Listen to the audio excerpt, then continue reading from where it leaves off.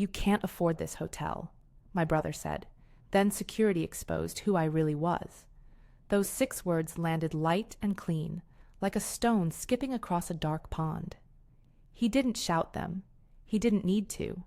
He said them with the same calm superiority he'd carried through every family room and graduation ceremony, through every holiday where he was the one who got the applause. Derek's voice has always had that effect on people. Assumption as a kind of armor. That night, in a chandeliered ballroom where servers moved like parts of an orchestra, the line cut through the noise and left a thin, bright crack of silence at our table. I could tell you about the exact cut of his suit, about how the light hit the silk tie and folded it into a perfect little social shield. I could tell you how his bride laughed at something one of her friends said, and how her father, Richard, watched with the careful appraisal of old money. But the detail that mattered wasn't the tie or the laugh. It was the assumption behind his words, that I, his younger brother, who once took a midnight shift at a motel front desk, could not, by any reasonable imagination, be the man who owned the place where his wedding had been held. They didn't know that I was the owner. I was used to being underestimated. It's a strange thing to grow up with. When you're compared to a sibling early and often, your life becomes a series of responses, not always conscious, but real all the same. Derek was the golden child, easy smiles at parent-teacher conferences, the confident recitation at family readings, the kid who collected trophies without anyone having to push him. I was quieter, always the one at the edges of things, asking how the lighting in the lobby worked, or why the bellhop had a certain cadence to his steps. While the family talked about law and medicine and titles, I read the service manual for front desk ops like it was scripture. I tell you that not to make a confession of misdirected affection. I tell you so you can see how carefully my choices were made. I didn't set out to prove them wrong because I wanted applause. I did it because I loved the work, the way the smell of fresh coffee in the breakfast nook could change someone's morning, the small architecture of a check-in that could make a weary traveler feel seen. There's a craft to hospitality that people outside the industry rarely grasp. It's equal parts logistics and empathy, materials and muscle memory. I fell in love with the craft first. The rest followed. I worked my way through a state university hospitality program, nights at the front desk, weekends in housekeeping when the summer season demanded it. There's a particular education that only 1,000 late-night check-ins and no-shows can give you. You learn how to read a weary face. You learn how to make a $20 replacement for a canceled reservation feel like a solution rather than an insult. I remember the first time I worked a block of corporate arrivals, and the revenue manager explained occupancy targets to me in a way that made an oddly satisfying sort of sense. Rooms available, rooms sold, the mathematics of efficiency. It felt like music. From that steady, practical work came incremental opportunities, an assistant manager role, then a general manager spot at a small independent that needed someone to stop the leaks, literally and figuratively. I learned the not-so-glamorous arts of vendor negotiation, of inventory control, of paint schedules that minimized out-of-service nights. I learned to read a profit and loss and not flinch.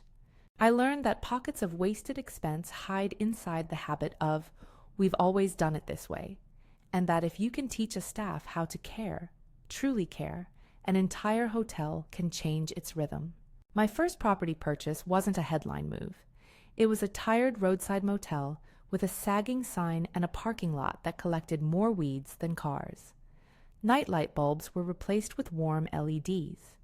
We put in a linen rotation, trained staff on a standard check-in spiel, swapped cheap toiletries for something that smelled like citrus and possibility. We reworked the breakfast into a proper grab-and-go, made sure the coffee machine didn't sound like it had been washed once every other year. We did the work nobody admired. We did it so quietly that the neighbors thought we were just a new management company passing through. I'd always kept my ambitions pragmatic. There's hubris in dreaming of palaces when you don't yet know how to keep a roof from leaking.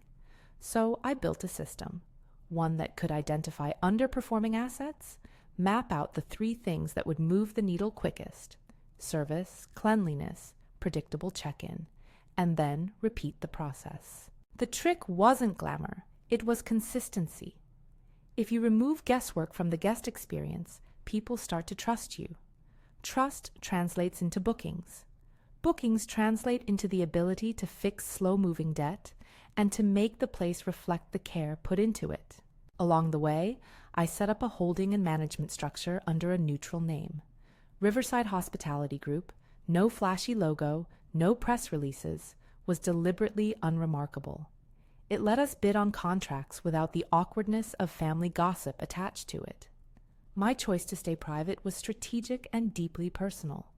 My parents had already fixed a narrative around me, and I was not interested in unpicking years of assumptions with a public spectacle. If I wanted to see what my work could do, I had to let it speak on its own terms.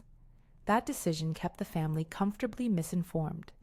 Mom and Dad pictured me as a middling middle manager at a quiet chain property. Derrick pictured me the way he'd always pictured me: steady, dependable, not a threat to the spotlight. I never corrected them. Why would I? A rumor here, a myth there. It's easier for the family to carry their stories than to ask uncomfortable questions. For nearly a decade, I let them hold on to their version of me. Because the work's pace required focus and secrecy, allowed the operation to grow without the interference of well-meaning criticism. If there's a practical reason I hid, it's because people behave differently knowing you own the place. Vendors ask for favors. Family asks for free nights and comped rooms. Old friends expect upgrades. Hospitality tempts you that way. If your behavior toward each guest is supposed to model fairness, then the owner has to be the first to practice that.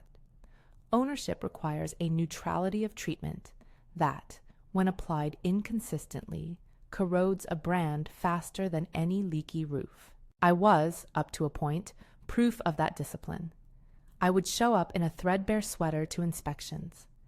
I'd stand unnoticed in the back of the breakfast room at dawn, watching staff set out croissants and fry stones the way a composer listens to a new arrangement. I liked it that way. There was something pure about the anonymity. It allowed me to see what was broken and what worked without people curating their behavior for me. Which brings us back to the wedding. Derrick and Courtney's wedding hadn't been a small affair.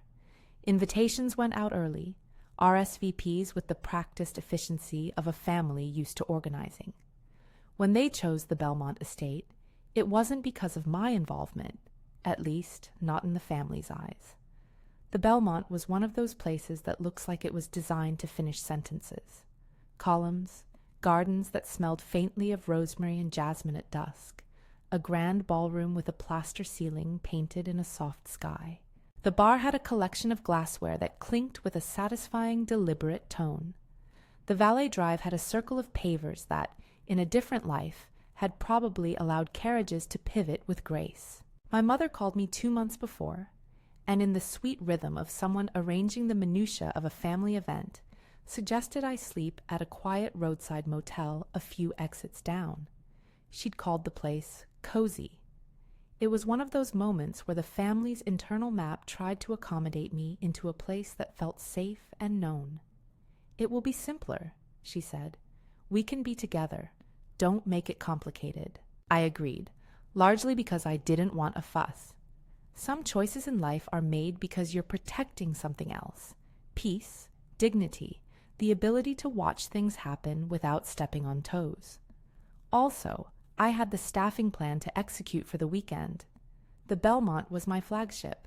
We had a team in place to run the wedding, and the general manager, Thomas, and I had a compact, efficient rapport. He knew what I wanted. He'd worked for me for years, and he knew the value of handling family in a way that preserved both the event's integrity and the guest experience. So I packed a small bag and drove to the motel. The motel in question was the kind of place that could serve as the backdrop for someone else's origin story. A neon sign flickered in the rain like a stubborn promise. The carpet in the hallway had seen more stories than it had steam cleaning. The room had a certain citrus cleaner smell that tried to pretend at freshness. The bedspread was patterned in a way that made no new claims. It would have been laughable if it hadn't been so quietly ordinary. I slept there that night with a sense of odd contentment. There's a peculiar freedom in intentionally occupying a position that others have decided you belong to. It gives you the space to observe. Morning at the Belmont is a different thing entirely. Sunlight pours across the stone terraces. Chefs move with the quick, precise choreography of people used to serving plates like well-timed punctuation marks. The air smells of lemons and roasted garlic and the faint perfume of flowers arranged by hands with the sort of practiced patience you only see in trades that value detail. Guests drift in with linen napkins folded into the shapes the planners had rehearsed. It was, in all ways, the opposite of the motel's hum. I arrived at the staff entrance in jeans and a jacket. Thomas met me with a clipboard, and the absent-minded fondness one man develops for another he respects. He'd been general manager before we bought the estate, and I made him my GM because he understood the difference between ceremony and service. He knows how to read a room, and more importantly, how to make sure that the room reads the way it should for the people in it. That's why, when you walk into a reception and the servers are precisely 2 steps behind the music, you don't notice the work that made that happen. It's invisible on purpose. The family arrived in their plans and their expectations. There was a table for Richard's family, a ring of friends who knew exactly where to stand for photographs, and a table for Mom and Dad where they sat like small captains, surveying the events they had chartered for years. Derrick was all the ease of someone who'd always been in view. He and Courtney floated through the moments as if the night belonged to them by right, which, in a sense, it did. I watched from the perimeter, a quiet presence in a tidy suit, the benefit of 30 yards perspective, and a night's experience of service options tucked into my pocket. And the family carried on about me as if I were the furniture of the night, something reliable and familiar, and not to be questioned. My mother's eyes drifted over me in a way that tried to reconcile the image before her with the one she had made in her head. Occasionally she would call me by the nickname from my childhood, a soft sound that could have been affection, or habit, or both. My father nodded politely in my direction when his voice reached that way, a short, efficient recognition. None of it asked what it would mean if the facts shifted. Complaints began as small things: an entree that arrived a cautious minute late, a table placed at the wrong angle for photos. In the restaurant business, complaints are the thin end of a wedge. They invite attention. You can diffuse them with an apology and a practical solution, or you can let them ossify into narratives. Thomas and his team moved like people who had trained for decades alongside a delicate ecosystem of expectations. I watched him from where I stood, listening to his effortless question and the server's immediate, competent answer. The first of the complaints was handled with the practiced ease of someone who understood that each guest's satisfaction is a sum of small corrections. But more complaints came. A family insisted their table had been moved without consent. Someone in Richard's party complained about the wine selection. A guest at table 19, easily the most vocal, insisted that their cake preference had been ignored and that the service felt less attentive. Each complaint, taken alone, was manageable. Taken together, in the heated atmosphere of a wedding where nerves can be frayed and glasses can be emptied enough to sharpen words, they began to look like a pattern. I have a rule that I live by in hospitality. You treat each complaint with the same measure, whether it comes from a VIP or someone with a motel key. That rule exists because inconsistency erodes trust. If a manager bends the rules for some and not others, you create a 2-tier experience and kill brand equity. That's the sort of thing you learn when you've built a small portfolio of properties and had to watch someone exploit a loophole because there was no consistent leadership to stop them. Thomas, seeing the pattern, looped me in over a text. I'd been trying to remain invisible, but he knew the night's integrity mattered more than anyone's private plan. His message was a single line of practical urgency. We're seeing escalating complaints. They're starting to ask for the owner. For a moment, The words read like a mechanical description. They were not a challenge or a taunt. They were a service note. Thomas sends me moments like that because he knows how I think. Small friction needs quick correction, but the phrasing, asking for the owner, carried an extra weight. In the culture of a wedding, the owner is a symbol. It's the person who can make exceptions, who can bend the rules. It's salvation for the guest who feels slighted, and a dangerous precedent for a brand that values fair, consistent treatment. I read the text and then read it again. My first instinct was to reply with the thing I most often type in such moments. Handle per policy, no special favors. It's almost bureaucratic in tone, but policy keeps you honest. It keeps you from playing favorites. It's why you don't give complimentary suites to family who didn't book. Because if you do it once, others expect it again. Consistency must be enforced like the spine of a building. Instead, for reasons I still think are right, I answered Thomas with a shorter, more human note. Do your job. Keep me out of it unless you need a decision I can't make from here. He responded with a thumbs-up emoji. Practical, understated. That's the kind of leadership I trust. Capable people who understand purpose and are permitted to act inside their remit. Meanwhile, in the family circle, the comments began to take on a sharper tone. Uncle Mark, who has a habit of speaking from a position of accidental cruelty, made an offhand joke about my cozy motel accommodations that landed like a match in dry tinder. A cousin tilted their head and asked if I had heard anything about a promotion yet. Der Eric, perhaps emboldened by the presence of his father-in-law, tossed a look toward me that this time held an edge of something I recognized instantly as dismissal. It was not a new thing, but it felt louder in the hush of the ballroom. The staff continued to bend toward a guest-first posture. Servers glided, kitchen staff timed plates with metronomic grace, and Thomas kept his posture of outward calm. But inside his eyes, I could see the calculation. We will remedy what is reasonable, but we will not compromise our standards for noise, which is to say, we will not create precedents because it's easier to quiet someone in the moment. Over the course of the evening, the complaints sharpened. Table 19 kept insisting they'd been slighted. Someone in their group began to suggest loudly that a different table deserved more attention because they were family friends of the bride. In any other setting, that would have been nothing more than marriage party gossip. In hospitality, it's a live wire.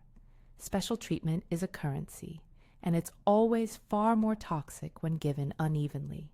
Thomas texted me again. This time the message carried a different cadence. The phrase was the industry equivalent of a call for backup. They're requesting to speak with ownership at the front desk.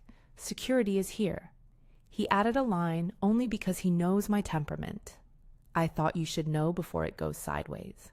There's a peculiar silence you feel when the machinery of service becomes the machinery of negotiation. It's the moment when something that was intended to feel seamless is interrupted by human friction. I thought, briefly, about standing up and walking to the front desk myself. That would have been straightforward, theatrically satisfying. I could have revealed my position and had the moment of truth.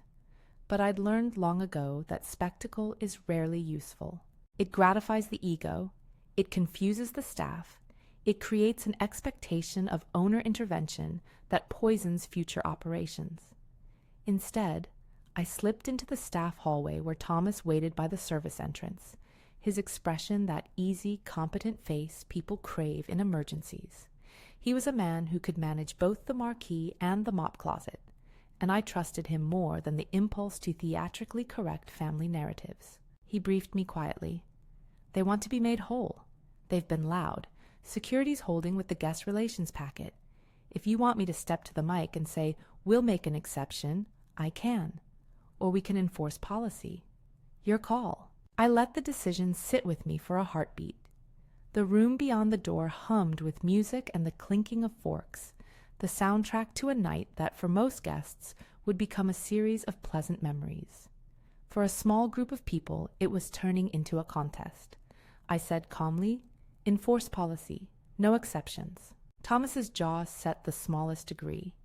He's not the sort to celebrate a firm decision, but he is the sort to admire one. Understood, he said. I'll coordinate with security. We'll keep it professional. He didn't say it with the satisfaction of someone scolding a misbehaving guest. He said it like a man delivering a service promise. To enforce policy is not to punish, it's to protect the expectation of every other guest. That, in my view, is the single most important responsibility a hotel has, to make sure one person's anger doesn't become everyone's problem. I returned to the ballroom to watch the choreography of the night. When the dance floor opened, people pushed into an easy rowdiness that reassured me. It's an odd thing to feel proud without loudness. You can be proud of a night because service hummed. It's an internalized satisfaction, not a parade. I found the staff in the places they should be, unobtrusive, ready, smiling where smiles were required, and genuinely so in quick, considered ways. Then came a quiet tug at the sleeve. Thomas had signaled to me with a short, efficient gesture. We're moving. I could see the security staff lining up near the entrance, their posture professional and precise. There is an art to being both visible and absent. Security at a luxury event needs to be a presence in terms of assurance, not in terms of intimidation. The men moved like someone delivering an invisible but necessary line of demarcation. For a moment, I considered what would happen if I simply remained anonymous. Let them stew. Let them call for a man who, in the public imagination, could possibly make concessions. But the point, again, is policy, fairness, and the dignity of our staff. If the family believes I can be bought or coaxed into bending rules for someone with the right name, it damages the brand more than any single complaint could. The narrative inside the family would be altered not by an unseen ledger, but by the impression of favoritism. The servers continued their work without faltering. The couple's first dance began. The band creased the air with a soft swell, and moments later, Thomas moved toward the front desk, his walk measured. Security, in a parallel choreography, took their positions. He didn't look like he was about to stage a spectacle. He looked like a man on the job. I caught my mother's eye across the room. There was a small, inarticulate question in her face. I saw the way her mouth hesitated on the edge of some acknowledgement, as if her concept of me was reconsidering the outline she'd long carried. I also saw, clear as a bell, the old defense mechanism of the family, to fold a new fact into an old story without upsetting the larger tale. She wanted to believe the narrative that required the least change. Thomas paused at the service corridor and then looked at me. He placed his palm, briefly and not theatrically, near the pocket where he kept his walkie. I'll go speak with them, he said. If they ask for the owner, I'll tell them you're the owner. The air went thin. It wasn't theatrical on his part. He was stating a contingency. He was also, in that brief sentence, the hinge the night had been waiting on. I could feel, in the way the staff straightened ever so lightly, the pull of what might happen next. If he spoke the words out loud to the wedding room, if he said, "You are speaking with the owner," then the family's world of assumptions would crack in a way that couldn't be smoothed over by later explanations. I had choices to make then, not about money, but about dignity and principle. Standing in the doorway with the hum of violins behind me and the soft ping of the bar in my ear, I could have walked out and corrected the narrative. I could have leaned into a triumphalist reveal and basked in the sudden, unscripted reordering of roles.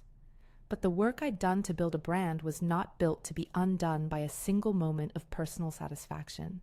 Thomas brushed past, calm as a man who knows how to keep a room healthy. He moved into the public view with the exact ease of someone stepping into the role the night demanded. Security flanked him at a precise distance, and the murmur in the ballroom sharpened into something like attention. I took a breath and felt the small absurdity of the moment. The man who had once shifted a broken bulb at a motel was about to be the axis on which a family's assumptions turned. I thought of the kitchen crew who had stayed late to prepare a menu we'd calibrated for timing and consistency. I thought of the housekeepers who had folded every towel to the same crisp angle. I thought, almost tenderly, of the quiet, unglamorous work that made the Belmont feel like a stage set for a million small acts of care. Then Thomas reached the guest relations desk. The ballroom's music thinned to a background hum as conversations tilted. He checked the front of Housebinder like someone reciting from memory, and then turned, pulling his shoulders back in that exacted way that says he's about to speak for more than himself. The security guard at his side adjusted his earpiece. The room's attention, in increments, redirected. I stood there with my hands at my sides and felt the past few years compress into a single hinge of possibility. There were stories that would be told differently after this night, and I could not yet know which version would survive. I thought of my brother's voice, that quiet, crystalline dismissal he had offered earlier, and I thought of what dignity required. Thomas looked over his shoulder at me with a brief, steady look that said only one thing. "Are you ready?" I did not rush to theatrics. I did not want the night to be about retribution. I wanted it to be about truth, delivered the way truth should be in a place that values service, calmly, clearly, and with an eye toward what would protect the many, not what would indulge the few. He began to speak. He began to speak. Thomas's voice slid through the room in the way good announcements do, clear, neutral, without triumph. "Excuse me," he said, and the orchestra dimmed to a polite hush. "I'm going to address a concern brought to the front desk. We take every guest comment seriously. If anyone here is asking to speak with ownership, I need you to know you are speaking with the owner." The words landed like a small, precise bell. Conversations broke off mid-sentence. Forks hovered over plates. Someone's laugh froze into a puzzled silence. Derrick's hand, halfway to his glass, paused in the air as if someone had reached across the room and pinched the narrative he had been comfortable telling himself. There was a ripple of recalibration. People rearranged their assumptions the way you straighten a painting that has tilted. A tilt here, a tiny correction there. For my family, the correction was heavier. You could see it in my mother's face. First confusion, then the awkward tripping steps of an old story trying to make room for a new fact. Derrick's expression changed last. He didn't shout. He didn't need to. He had a look I recognized well enough. Surprise knuckled into a sort of wounded pride. It was the look of someone who had spent years inhabiting a role, and now found the stage altered. Thomas didn't linger. He handled the front desk like it was a small, precise engine, opened the binder, scanned the complaint log, and spoke as one would in a meeting room rather than a courtroom. "We will assess what happened," he said, addressing the complaint from Table 19 without lowering himself to the mechanics of blame. "We will follow our policy. Our goal is to make every guest feel valued within the standards we publish and practice for transparency and fairness." There was a murmur. Someone from the bride's side asked, sotto voce, "Is that—" and then stopped, realizing the question was rhetorical. Uncle Mark cleared his throat as if to salvage the social moment with a joke, but it died in his throat. Derrick's jaw tightened. For a second he leaned forward as if to intercept the conversation, and then he eased back. He had always been a practiced actor in rooms like this. His moves were economical. A security officer stepped forward at Thomas's gesture with nothing theatrical about his steps. Professional, neutral, the kind of presence that promises order more than intimidation. The officer held the guest relations packet with both hands like it contained a contract. In a sense, it did. Service recovery is a kind of covenant. If you promise a remedy and don't provide it, you break trust in a way that is expensive to repair. I walked toward the small cluster at the front desk but stayed on the periphery. My place in that moment was not on a stage. It had never been. I watched as Thomas and security did what they were trained to do. They listened. They offered options within policy. They documented, and they declined to create an exception that would become a precedent. Derrick, when he finally spoke, did it in the tone of someone trying for casual familiarity and landing somewhere brittle. That's funny, he said, the smile failing to reach his eyes. You own this place? Since when? Since we signed the purchase documents, Thomas answered for me calmly, as if reading from a ledger and not a confession. For a number of years now. Mr. Jason oversees the group that manages Belmont. The room swallowed. My name in that sentence had a different weight than when I'd heard it floated in small private compliments. It was the sort of moment that contains two possible endings, one where people grandstand, and another where they accept and move on. I wanted the second. Derek's voice came down, thin with something like wounded calculation. So why didn't you say anything? Why didn't you tell us? I could have flung back every small humiliation I'd endured, the nickname that implied a comfortable middle, the invitations to family weddings where I was assigned the label of nice support. I could have catalogued at length the little ways the family assumed their version of the world and refused to pull the thread to see what was beneath. But truth is often most effective when it's short.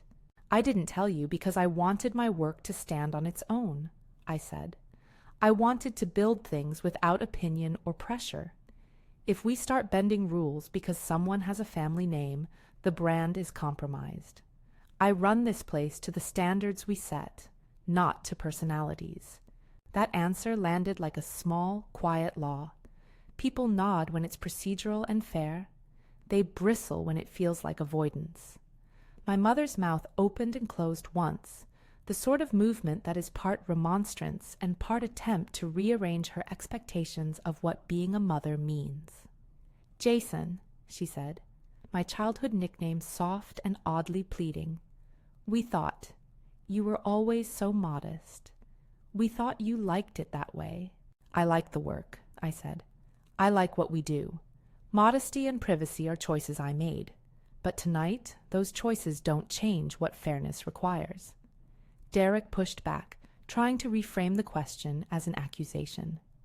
So you're denying us something because, what? You want to make a point? That's not what this is, Thomas said, stepping in and keeping the moment focused on the guest in front of him. We're not denying service. We're offering options that align with our policy. Complimentary upgrades are reserved for instances where a booking error resulted from our side. We can't create a precedent where someone gets treated differently because of family ties. It was the language of contracts, clear, unemotional, unglamorous. That is the power of institutional speech. It strips personal drama of its leverage. You might not like the answer, but you can't accuse the answer of being capricious. Derek's face registered the shift. The argument that had made him comfortable, status as translational currency, was being gently but firmly dismantled in a way he couldn't easily counter without sounding petty. He tried another tack. Charm. Well, surely we could. Jason, we're family. Can't you make something happen? I met his eyes. There was no venom there, only an immovable quality I'd practiced in the privacy of off-hours decisions, the kind of steady you develop when you've had to tell a vendor no because it's the right decision for the business. No, I said. Not tonight. No special favors. The simplicity of the sentence drew a sound, maybe a gasp, maybe a swallow, out of someone behind us. My mother's hand quivered by her napkin. Derek's mouth thinned into a line. There was a minute, small domestic piece of theater where he opened his mouth and closed it again, as if searching for the version of apology he might be willing to make. Do you understand why? I added, softer. If I bend for one person because they're family, I break trust with every staff member who does the right thing for our guests. I break trust with every guest who paid their rate and followed our rules. I am not saying we don't take care of people. We do. But we do it transparently and fairly. That's the only way the Belmont continues to be what it is. It was not a speech. It was a boundary. A boundary is not a sermon and not a rebuke. It's a line in the sand that defines what you will and will not do. I had learned, painfully, that setting boundaries in family is always messy, because family is built on unspoken expectations and old habits of indulgence. But a leader's job, any leader's job, is to protect the institution. My institution that night included servers, bartenders, a kitchen crew who had cleared the schedule and bent time to make a menu work. They deserved the protection of consistency. Thomas nodded once, like someone closing a file. Security stood down, but only slightly. They stayed close as a professional precaution. The complaint log would be marked, and offered credit would be evaluated according to policy, and the matter would be closed with the humility of a brand that knows guests' feelings matter without becoming hostage to the loudest voice. The evening reassembled around the pivot. The band recovered the rhythmic confidence of a room returned to its script. Dances resumed. Glasses clinked with a recovered warmth. For most of the guests, the night continued and would be remembered as an elegant celebration.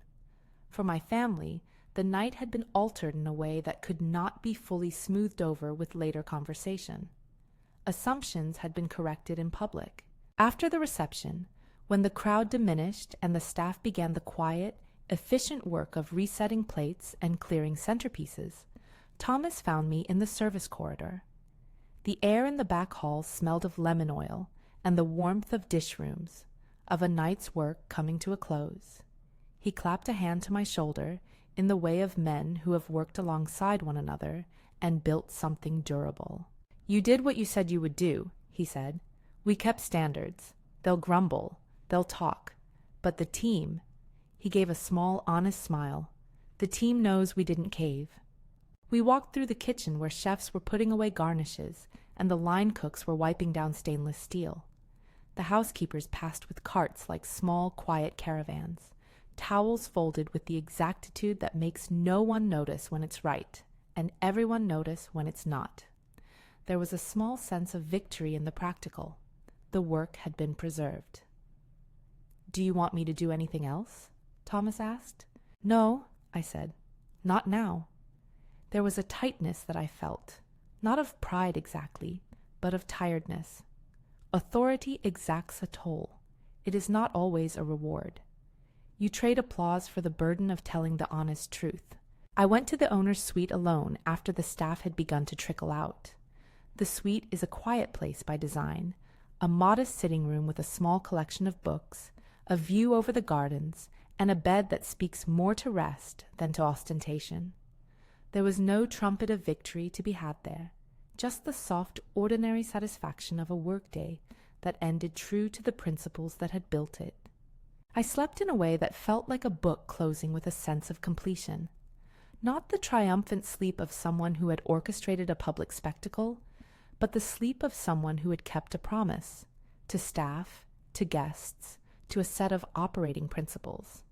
In the morning, the world woke without drama. Birds threaded the hedges. The garden smelled of rosemary and wet stone. The Belmont resumed the modest pomp of its usual mornings, which is to say it looked exactly as it had been built to, a place where care is quiet and precise. Breakfast with the staff was small and unceremonious. Thomas and I sat with the morning team, line cooks who had stayed for logistics, the head housekeeper who had stayed late to sign off on readiness. We drank coffee from the good machine and talked about practical things, a paint schedule for a guest wing, a vendor who had fallen off his deadlines, an inventory line that needed a better check. It's one of those moments that remind you why you do this work. People who care, details that matter, a machine humming because hands take care of it. The family left in the hush of the morning. Cars moved through the pavers and rejoined highways. Derrick and Courtney pulled away, likely to begin a honeymoon ritual of its own, and the relatives drifted back to their lives with a new story to tell at other tables. I didn't stay to watch their departures. I think there's a dignity in walking away from the stage once it's over. What matters is the thing you build every day, not the moment someone notices it. That afternoon, my mother called. Her voice was softer on the phone than it had ever been when she was ordering something from me, directing my life from a distance. "Jason," she said, and there was a little catch in the way she said my name, like someone who'd been fidgeting with a map and was only now looking properly. I'm sorry if I put you in an awkward position, she said. I didn't know. I thought I was helping. You were, I told her. You were trying to make it simple. That's understandable. There was a pause. Are you upset with us? Not in the way you think, I said. I'm not looking for apologies. I want honesty. If we're going to be a family that assumes things about one another, we won't know each other. Tell me when you don't understand. Ask questions. Don't tell a story for me because it's easier. She was quiet. For a moment I could hear the faint noise of the road behind her, the flapping of a life that's always in movement. I'm proud of you, she said, and the words landed like a warm, imperfect gift. They were not everything. They were something. Derrick called later that evening. His voice on the phone was complicated, part defensiveness, part curiosity, part that old sibling tone that still tangled into the fabric of family ties. So, he said, attempting lightness and finding none, about tonight. I set a standard, I said. We treat all guests fairly. That's not negotiable. Right, he said. I get the policy. I guess I misread things. There was a beat where you could hear the mechanics of someone rearranging the world they had always occupied. I didn't expect, I didn't think that you'd want to keep it private. Privacy was a choice, I said. It let me focus. If you want to understand more about what we do, ask. But don't assume and don't make comments that reduce someone's work to a narrative you've already written. There was a short silence, heavy with its own possible reconciliations and its own limits. I said something earlier, he said finally, and in his voice I heard the tiny, reluctant contrition of someone learning a new way of talking. You can't afford this hotel. He sounded smaller than he had at the reception. I heard you, I said. Words stick. They shape how people see themselves and how others see them. You can't take them back, but you can choose to stop repeating them. What do you want? He asked, finally cutting through pretense. I want honesty, I said, and I want a relationship that isn't built on assumptions. If you want to know me, ask me questions. Not to embarrass me, not to test me, just ask. There was a quiet resizing on his end of the line. Can we talk? He asked. Really talk. No interruptions, no family theater. Yes, I said. Call me tomorrow. We'll talk. That was the shape of the reconciliation I was willing to entertain. Cautious, provisional, honest. Boundaries create a space where trust can be rebuilt, but you rebuild trust by small, consistent actions, not single speeches. In the days after, the staff's work smoothed back into its rhythm. Guests wrote notes that said things like, exceptional service, and the bed was so comfortable, which in hotel speak is the equivalent of good report cards. The Belmont continued to be a place where weddings and breakfasts and quiet Sunday getaways were booked because someone trusted the brand. The trust is the useful capital of hospitality. You invest in it by making the same right choices over and over. People asked me later, in interviews and quiet conversations, whether I intended the reveal to be a kind of revenge. That's a cliché that collects around stories like this, as if vindication requires spectacle. Revenge is loud and messy. It's an expense. What I felt was not vindictive pleasure. It was relief. Relief that the standards we built were defended. Relief that the staff's work had not been undermined for the sake of a comfortable story. Relief that I had the courage to say no to the soft coercion of family expectation. If there is a lesson in this, it's not about wealth or scoreboard measures. It's about the work. You don't become the person you want to be by performing in a moment. You become that person by the daily choices you make when no one is watching. I had spent years doing those small tasks, fixing leaky pipes, renegotiating vendors, training a front desk team to greet everyone the same way, because I loved the craft. The family's assumptions felt like a background hum while I did the work. When the hum was interrupted, the truth had to be spoken in a way that preserved the work's integrity. I am not anti-family. I am not anti-reconciliation. I am, however, pro-honesty. Family members who want access to what I do have to respect the rules that make our brand valuable. If they want to be part of the story, they can start by asking, listening, and then, if appropriate, participating in the work instead of directing it from a position of expectation. There was, after all of that, a quiet satisfaction in the staff's small celebrations. We did not throw a party of triumph. We had coffee and donuts and a quick round of thanks. Thomas looked at the team the way a man looks at a crew that has weathered a test. "You held the line," he said quietly. "That matters." And it did. Pride in our work is not the loud trumpet of one man's success. It's the mutual recognition that people did their jobs well, that standards were maintained, that fairness was defended. That is the kind of victory that cannot be stolen by a snarky comment at a family table.